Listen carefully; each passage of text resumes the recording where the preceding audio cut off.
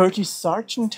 You're from the USA, and you're working as a missionary in all the world, planting churches all over. You planted 10,000 of churches through your training that were established. You have experienced how people were raised from the dead. How did it happen? And can you tell us one experience you had? Yeah. Well, first, let me make it clear. God has never, sorry, God has never used me to raise people from the dead, but I know multiple people who have raised the dead and who have been raised from the dead. One of the things that strikes me about several of the cases is how long people persevered in praying for it. In several cases I know, they prayed 3 days before the person was raised from the dead, and that always made an impression on me. I have prayed once for the dead to be raised, and they were not, but I only did it a few minutes.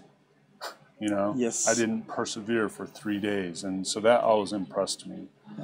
To me, the main thing to keep in mind about when the dead are raised is that it speaks to God's power to bring life. And so it's a sign to help build people's faith. And I believe that's why God does these things.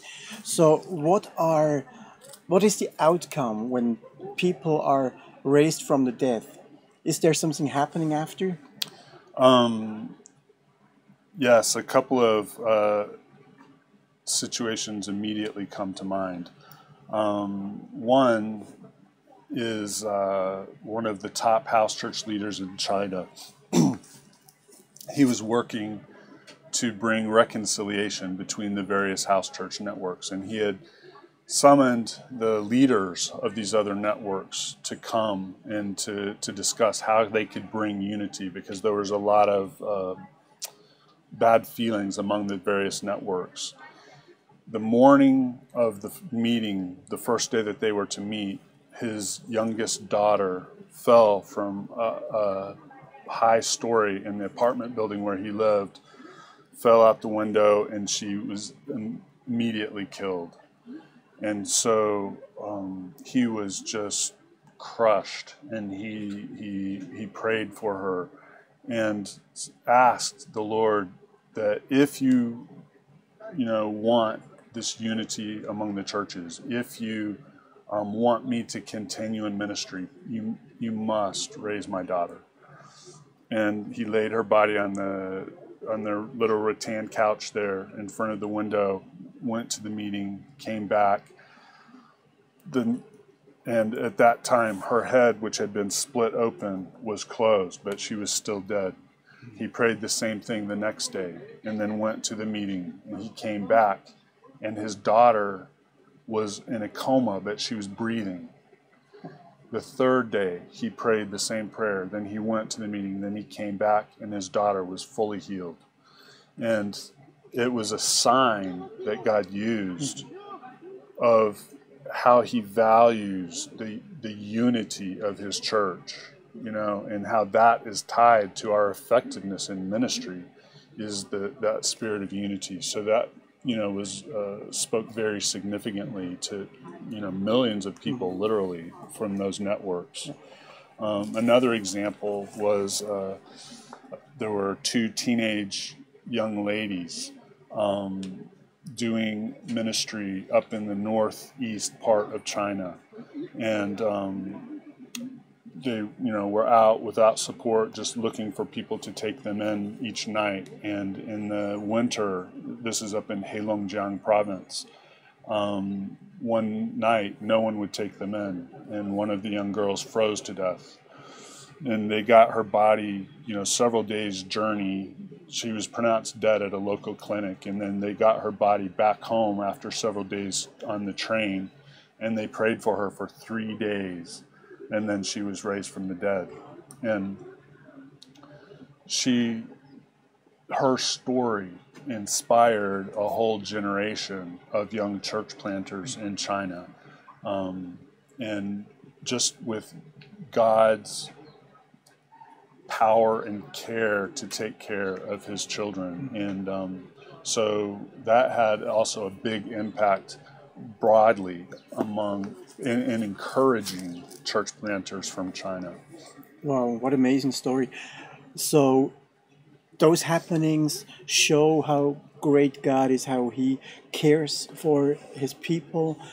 And what do you want to say to Swiss people? There's a vision in Ezekiel 37 that speaks about the dead bones. What do you think? Could God talk to Swiss people? Yeah,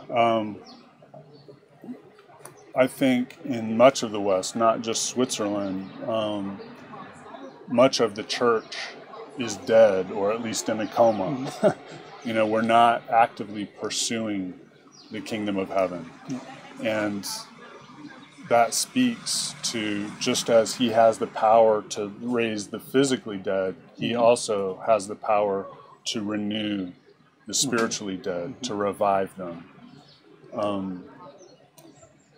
But that doesn't happen apart from prayer, and we need to remember there's always a responsibility on us to mm-hmm. steward any gifts that he gives. My feeling is anything that we pray for, we need to be willing to work for, mm-hmm. As well, to be part of the answer that God brings. Yeah. And so I encourage people to pray and then to actively live a life in faith, ministering in such a way that it will help to bring about the prayer that they're praying for the nation. And it's all God's power, but we're wrong to ask him to do it without our being willing to participate in labor for his cause. Mm-hmm. Worldwide, the biggest church growing finally.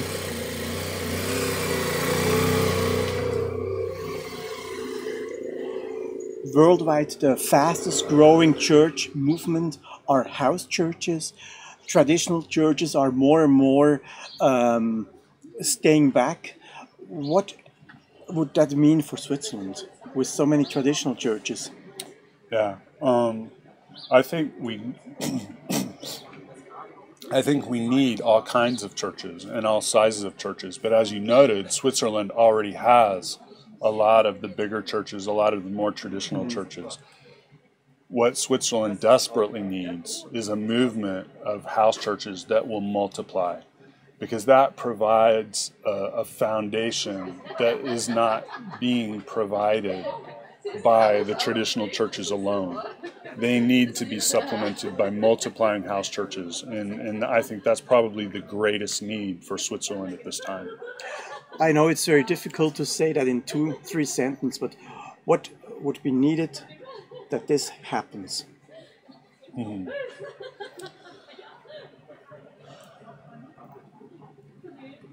I think we need to